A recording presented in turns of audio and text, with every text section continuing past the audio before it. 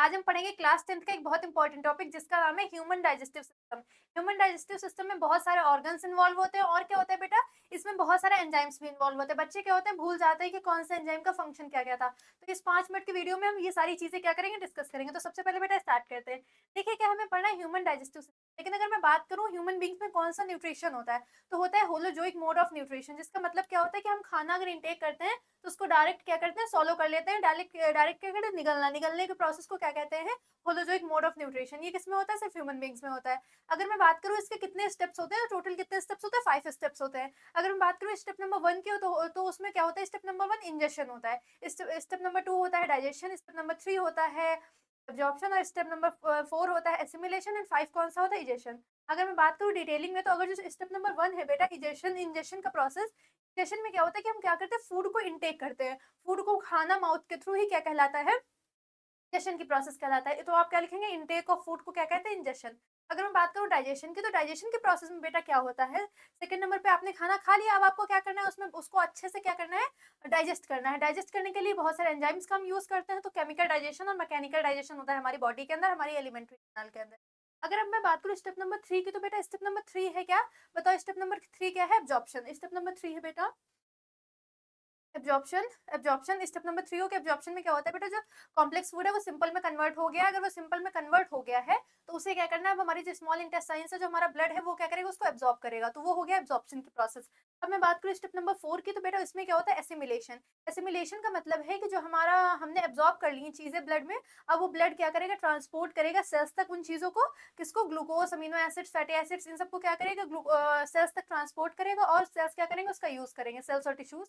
हम उस प्रोसेस को क्या कहते हैं, एसिमिलेशन। अब मैं बात करूँ स्टेप नंबर 5 की, तो बेटा होता है इजेशन। इजेशन में क्या होता है कि जो अनडाइजेस्टेड वेस्टफुल प्रोडक्ट हमारी बॉडी में बचा हुआ है वो रेक्टम में स्टोर होता है, और एनएस के थ्रू क्या होता है, बाहर आ जाता है बॉडी से।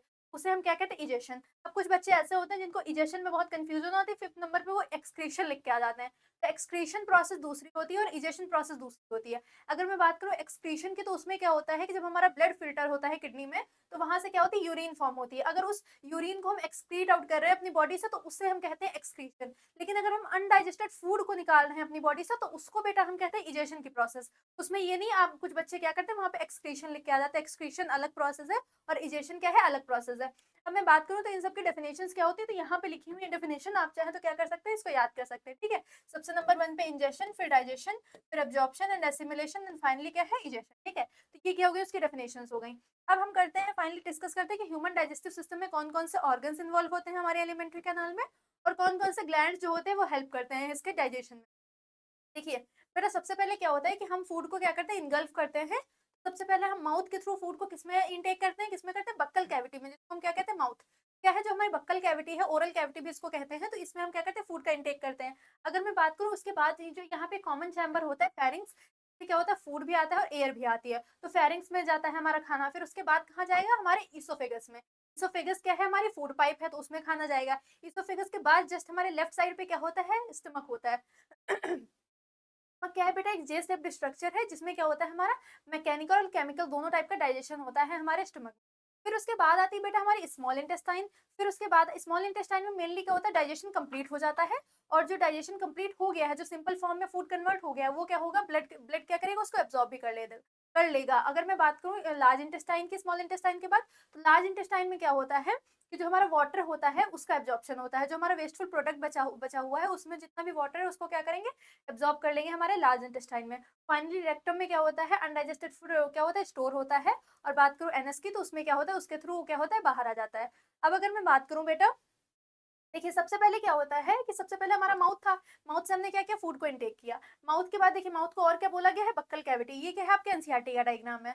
अगर मैं बात करूं माउथ के जस्ट बाद क्या आएगा, इसोफेगस आएगा। इसोफेगस में क्या होता है, ये हमारी फूड पाइप होती है। फूड पाइप में क्या होगा कि यहाँ से सिर्फ इसमें कोई डाइजेशन नहीं होता, यहाँ से सिर्फ फूड पास होता है। अगर मैं बात करूँ अपने स्टमक की, तो ये होता है J shaped organ, stomach. Then उसके बाद क्या आता है बेटा, स्मॉल इंटेस्टाइन। स्मॉल इंटेस्टाइन ये आपको दिख रही है, ये है हमारी स्मॉल इंटेस्टाइन। देन आपको ये जो स्ट्रक्चर दिख रहा है, ये हमारा लार्ज इंटेस्टाइन। ठीक है, लार्ज इंटेस्टाइन के भी 3 पार्ट्स होते हैं और स्मॉल इंटेस्टाइन के भी 3 पार्ट्स होते हैं। स्मॉल इंटेस्टाइन के तीनों पार्ट्स का क्या नाम है बेटा, डिओडिनम, जेजुनम एंड इलियम। पहला पार्ट कौन सा है, डिओडिनम। तो स्टमक के जस्ट बाद जो फूड है वो हमारा किस में आता है, डिओडिनम में आता है। फिर उसके बाद जेजुनम में आता है, देन किस में आता है, इलियम में आता है। फिर अगर मैं बात करूँ लार्ज इंटेस्टाइन की, तो उसके भी टोटल कितने पार्ट्स हैं? 3 पार्ट्स हैं। पहला है सीकम, दूसरा है कोलॉन और तीसरा कौन-सा है? रेक्टम। तो सीकम, कोलॉन, रेक्टम किसके पार्ट्स हैं? लार्ज इंटेस्टाइन के। ये तीनों क्या करना है आपको? पार्ट्स याद रखना है। देन फाइनली एनएस के थ्रू क्या होगा? बाहर आ जाएगा हमारा अनडाइजेस्टेड। अब मैं बात करूँ, बहुत सारे सलाइवरी ग्लैंड, बहुत सारे ग्लैंड्स होते हैं हमारी बॉडी में, जो क्या करते हैं? डाइजेशन की प्रोसेस में हेल्प करते हैं। सबसे पहले हमारी बक्कल कैविटी में होते हैं सलाइवरी ग्लैंड्स, हमारे स्टमक में होते हैं गैस्ट्रिक ग्लैंड्स। अगर मैं बात करूँ लीवर क्या करता है? बाइल सिक्रीट करता है, वो भी क्या करता है? डाइजेशन में हेल्प करता है। अगर मैं बात करूँ पैनक्रियाज की, तो वो क्या करते हैं? पैनक्रियाटिक जूसेस रिलीज करते हैं, जिसमें भी क्या होते हैं? 3-4 एंजाइम्स होते हैं। अगर मैं बात करूँ और कौन-कौन से, स्मॉल इंटेस्टाइन में भी कुछ क्या होते हैं? एंजाइम्स रिलीज होते हैं। तो ये सारे क्या हो गए बेटा? ग्लैंड्स हमारी बॉडी में बहुत सारे होते हैं जो एंजाइम्स रिलीज करते हैं। अब देखिए, सबसे पहले आपको ये पता होना चाहिए, हमारे बक्कल कैविटी में टंग और टीथ जो होते हैं वो भी क्या करते हैं? हेल्प करते हैं किसमें? डाइजेशन ऑफ फूड में। डाइजेशन के केमिकल, मैकेनिकल च्यूइंग करने में क्या फूड को क्या करते हैं? हेल्प करते हैं ये लोग। अगर मैं बात करूँ, ये है बेटा हमारा डायफ्राम। ये क्या लिखा हुआ है? डायफ्राम। ये क्या करता है? रेस्पिरेशन के प्रोसेस में बहुत इंपॉर्टेंट रोल प्ले करती है ये मसल हमारी, जो कि है डायफ्राम। ठीक है। अब आते हैं, ये लीवर है हमारा। फिर ये इसके जो ये आपको लीफ लाइक स्ट्रक्चर दिख रहा है, ये क्या है? गॉल ब्लैडर है। अगर मैं बात करूँ गॉल ब्लैडर की, तो ये क्या करता है? स्टोर करता है बाइल को और उसको कॉन्सेंट्रेट करता है। लीवर क्या करता है? बाइल को सिक्रीट करता है। अगर मैं बात करूँ, ये लीफ लाइक स्ट्रक्चर जो इधर स्टमक के जस्ट नीचे प्रेजेंट है, ये है बेटा हमारा पैनक्रियाज। और अगर मैं बात करूँ, ये जो आपको स्ट्रक्चर दिख रहा है जस्ट नीचे, ये क्या है? हमारा अपेंडिक्स। ठीक है, जो कि एक वेस्टिजियल ऑर्गन है। अब मैं बात करूँ बेटा, ये हो गए हमारे सारे ऑर्गन्स ह्यूमन डाइजेस्टिव सिस्टम के। अब आते हैं बेटा हम नेक्स्ट टॉपिक पे। हमें क्या करना है? बहुत सारे एंजाइम्स के बारे में डिस्कस करना है। तो देखिए, सबसे पहले अगर आपसे एक प्रोसेस पूछ लेते, एक फ्लो पूछ लेते कि हमारी बॉडी में कौन-कौन से ऑर्गन्स में क्या होता है, जो फूड होता है वो मूव करता है। हमारी एलिमेंट्री कैनाल में कौन-कौन से ऑर्गन्स जो है वो इन्वॉल्व है। अगर मैं बात करूँ, तो बहुत सारे ऑर्गन्स ऐसे हैं जो डाइजेस्टिव सिस्टम में हेल्प तो करते हैं, लेकिन वो क्या है? उसके अंदर फूड नहीं जाता। उसके अंदर ऐसा नहीं है कि खाना वहाँ से पास कर रहा है। तो देखिए, सबसे पहले अगर मैं बात करूँ तो खाना हम किस में खाते हैं? माउथ में खाते हैं। फिर उसके बाद में वो किस में आता है? हमारा ईसोफेगस में आता है, जो कि है हमारी फूड पाइप। फिर मैं बात करूँ, तो वो आता है स्टमक में। फिर उसके बाद आता है बेटा स्मॉल इंटेस्टाइन में, देन आता है लार्ज इंटेस्टाइन में, और देन फाइनली रेक्टम में स्टोर होता है और एनएस के थ्रू बाहर आ जाता है। ये हो गया पूरा डाइजेस्टिव सिस्टम। लेकिन इसमें बहुत सारे ऑर्गन्स ऐसे हैं जो क्या करते हैं? हेल्प भी तो करते हैं। देखिए, सबसे पहले सलाइवरी ग्लैंड्स इसमें हेल्प करते हैं, हमारा लीवर इसमें हेल्प करता है, गॉल ब्लैडर हेल्प करता है, पैनक्रियाज हेल्प करता है। और ये क्या है बेटा? हमारे सारे ग्लैंड्स हैं जो कि क्या करते हैं? एंजाइम्स रिलीज करते हैं कुछ। अब हमें क्या करना है? वो एंजाइम्स पढ़ने हैं और उनके फंक्शंस पढ़ने हैं। बेटा, अब हम क्या पढ़ेंगे कि ह्यूमन डाइजेस्टिव सिस्टम में कौन-कौन से स्ट्रक्चर्स इन्वॉल्व होते हैं और कौन-कौन से ग्लैंड्स इन्वॉल्व होते हैं। तो देखिए, सबसे पहले क्या है कि अगर मैं बात करूँ हमारी बक्कल कैविटी में, तो बहुत सारे हमारे एलिमेंट्री कैनाल में क्या है? बहुत सारे एंजाइम्स प्रेजेंट है। तो सबके अलग-अलग फंक्शन है। कोई प्रोटीन को डाइजेस्ट कर रहा है, कोई कार्बोहाइड्रेट डाइजेस्ट कर रहा है, कोई फैट डाइजेस्ट कर रहा है। अगर मैं बात करूँ सबसे पहला कि हमारे बक्कल कैविटी में कौन सा एंजाइम होता है, तो देखिए बेटा, बक्कल कैविटी में हमारे क्या होता है? सलाइवा सिक्रीट होता है। तो सलाइवा में एक एंजाइम होता है जिसको हम कहते हैं सलाइवरी एमाइलेज, जो कि हेल्प करता है कार्बोहाइड्रेट के डाइजेशन में। ठीक है, कार्बोहाइड्रेट को सिंपल सुगर्स में तोड़ता है। अब बेटा हम आते हैं अपने ईसोफेगस में, जिसको हम कहते हैं फूड पाइप। तो फूड पाइप में बेटा क्या होता है कि कोई भी डाइजेशन नहीं होता, सिर्फ वहां से खाना क्या होता है? पास होता है। बाकी उसमें कोई भी रोल नहीं है, कोई मैकेनिकल केमिकल डाइजेशन नहीं होता है। अगर मैं आ जाऊँ स्टमक में, तो स्टमक में बेटा क्या होता है कि हमारे कुछ गैस्ट्रिक जूसेस सिक्रीट होते हैं। उसमें अगर मैं बात करूँ नंबर 1 की, तो सबसे पहले पेप्सिन सिक्रीट होता है। पेप्सिन क्या करता है बेटा? प्रोटीन का डाइजेशन करता है। प्रोटीन को क्या करता है? पेप्टाइड्स में तोड़ता है। और अगर मैं बात करूँ सेकंड नंबर पे होता है बेटा हमारा एचसीएल सिक्रीट होता है, जो कि क्या करता है? पेप्सिन को वर्क करने के लिए। पेप्सिन बेटा हमेशा एसिडिक मीडियम में ही फंक्शन कर सकता है। तो एसिडिक मीडियम परफॉर्म कौन करता है? हमारा एचसीएल परफॉर्म करता है। एचसीएल क्या है? एक एसिड है, ये तो सबको पता है। तो क्या है कि जो एसिड है हमारा, वो क्या करता है? एसिडिक मीडियम प्रोवाइड करता है। और जो हमारे माइक्रोब्स हमारे खाने के साथ बाई चांस एंटर कर गए हैं स्टमक में, तो उनको भी क्या करता है? किल करता है। अगर मैं बात करूँ थर्ड नंबर पे होता है हमारा म्यूकस। देखिए, अब क्या है, हमारी बॉडी में अगर एचसीएल है, तो वो एचसीएल एसिड है, तो उससे क्या हो सकती है? हमारे स्टमक की जो लाइनिंग है, इनर लाइनिंग, वो भी डाइजेस्ट हो सकती है।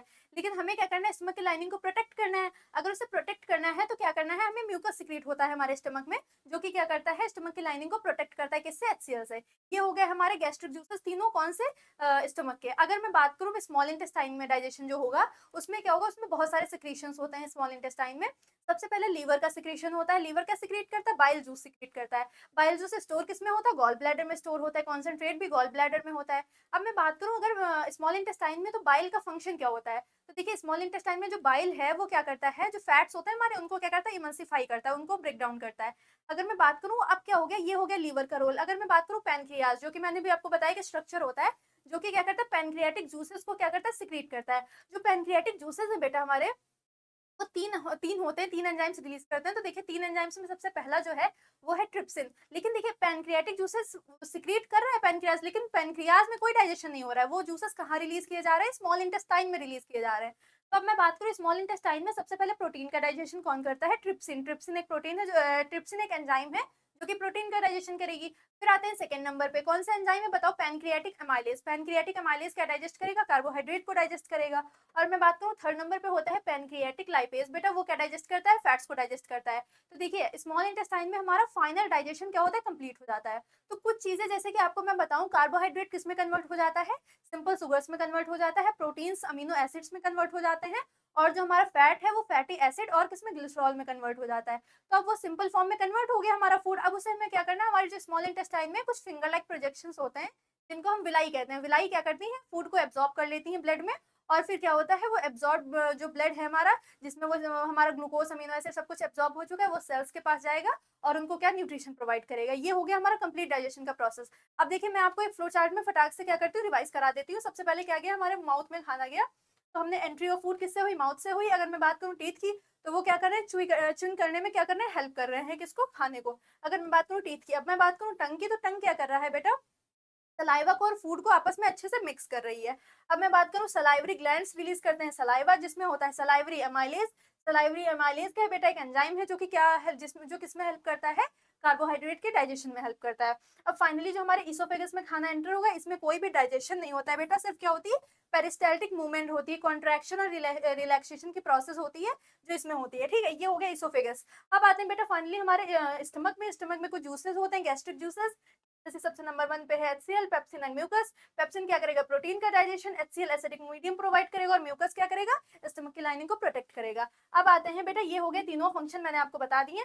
अब आते हैं स्मॉल इंटेस्टाइन पे। तो देखिए स्मॉल इंटेस्टाइन में हमें क्या होगा? स्मॉल इंटेस्टाइन में आए तो सबसे पहले इसमें लीवर सिक्रिएट करेगा बाइल जूस, जो कि फैट को इमल्सिफाई करेगा। फिर आएगा पैनक्रियाज जो कि रिलीज करेगा पैनक्रियाटिक जूसेस। उसमें कौन कौन से? Pancreatic amylase, trypsin, lipase. मैंने बताया एमाइलेज कार्बोहाइड्रेट का डाइजेशन करेगा, ट्रिप्सिन प्रोटीन का डाइजेशन करेगा, और जो हमारा लाइपेज है वो किसका डाइजेशन करेगा? लाइपेज हमारा फैट का डाइजेशन करेगा। ओके, तो ये हो गए हमारे सारे एंजाइम्स कंप्लीट। ओके बेटा, इतना क्या हो गया? ये हमारा पूरा डाइजेशन का प्रोसेस कंप्लीट हो गया। अब क्या होगा? जो हमारा ब्लड है वो उसको एब्जॉर्ब कर लेगा और हमारा जो फाइनली डाइजेशन का प्रोसेस है वो कंप्लीट हो जाएगा। ठीक है, ये हो गया हमारा बेटा लेक्चर। अब आते मिलते हैं नेक्स्ट लेक्चर में, तब तक के लिए थैंक यू।